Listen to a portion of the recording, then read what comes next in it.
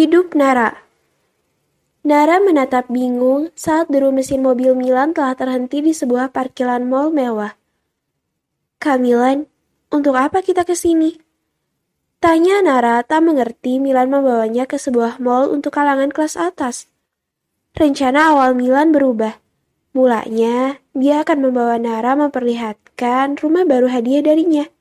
Namun sebelum itu, dia akan membeli sebuah kacamata baru di mall untuk mengganti milik Nara yang rusak, agar dapat melihat dengan jelas.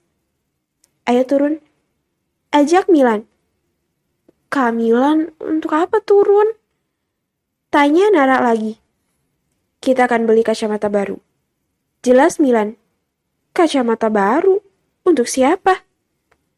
"Ya untuk kamu lah." "Untukku? Kacamata baru di mall ini?" Seru Nara.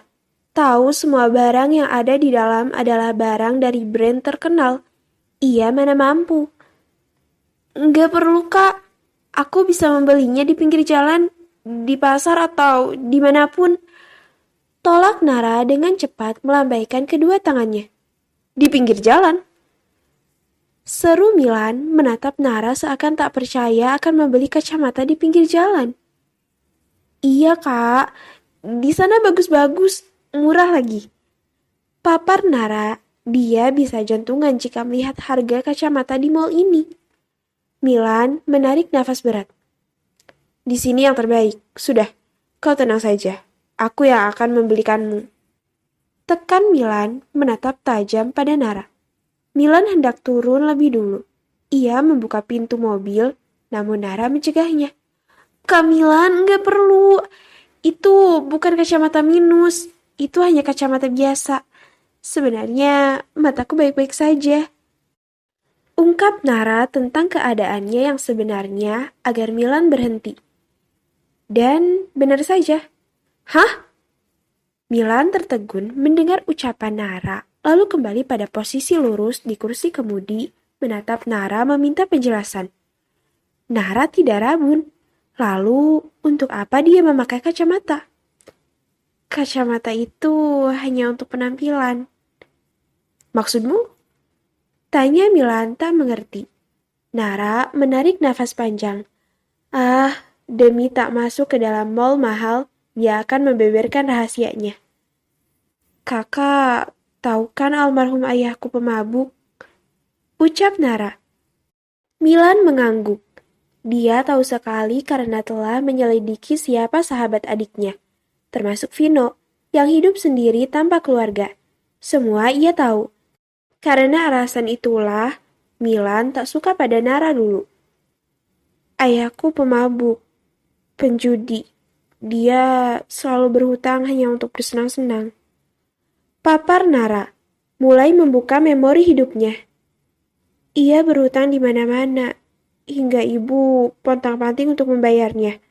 Setiap hari akan ada penagih hutang yang datang ke rumah kami, memaki, menghina, bertindak kasar. Jika ayah tak bisa membayar hutang, merampas barang-barang yang ada di rumah. Apapun dipakai untuk membayar hutang. Bahkan, aku pun hampir ditukar untuk membayar hutang. Jelas Nara tersenyum getir mengingat semua kenangan buruknya. Milan mengepalkan tangannya erat. Rasa tak tega merasuk di sanubarinya. Ternyata kehidupan Nara begitu menyedihkan. Untung saja tidak terjadi. Nara mencoba tertawa untuk mencairkan suasana.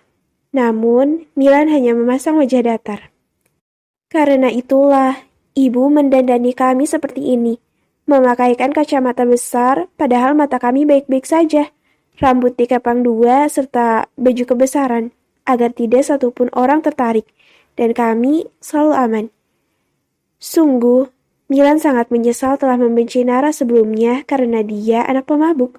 Padahal nyatanya, Nara juga sangat menderita memiliki ayah seperti itu. "Pasti sangat sulit bagimu," ucap Milan menatap Nara sendu. Sudah tidak lagi. Nara menggeleng menarik sudut bibirnya. "Kehidupan kami telah berubah lebih tenang. Kami mulai menata kehidupan setelah ditinggal ayah. Ya, walaupun kami masih punya banyak cicilan karenanya. Tapi Aku berjanji akan membahagiakan Alana dan ibu, menebus hidup sulit yang dulu kami alami. Apapun permintaan mereka, akan aku berusaha mengabulkannya.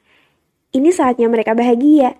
Walaupun aku harus bekerja keras, mati-matian, itu semua demi mereka. Milan terpaku. Hatinya terenyuh mendengar cerita hidup Nara. Sekarang ia mengerti mengapa Nara bekerja begitu keras hingga tak peduli dengan kondisi tubuhnya. Aku akan membahagiakan mereka dengan jerih payahku sendiri, berdiri di kakiku sendiri tanpa bantuan orang lain, hingga tak ada orang yang akan merendahkan kami dan menghina harga diri kami. Ucap Nara dengan tekad membara. Milan menarik sudut bibirnya melihat semangat Nara. Perasaan Milan semakin mantap terpaut pada Nara. Kau tidak akan menderita lagi.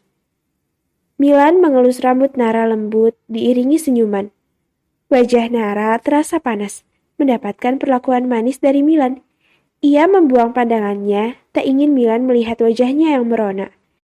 Ya ampun, dia bisa baper kalau begini, mendapatkan perlakuan yang manis dari Milan.